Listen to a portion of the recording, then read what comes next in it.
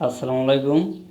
আপনাদেরকে একটু দেখাই যে শহরে অনেক জায়গায় অনেক রকম দেখা যায়, কিন্তু অনেক জায়গায় দেখা যাচ্ছে অনেকটা নোংরা পরিবেশ। আর এই জায়গাটা আপনার রাস্তার সাথেই ফ্ল্যাট করা হয়েছে। এখানে যারা গার্মেন্টসে চাকরি করে তাদের জন্য থাকার সুব্যবস্থা রয়েছে এখানে। এটা আপনার বারেভাড়া যে মেন রোডের সাথেই এই জায়গাটা।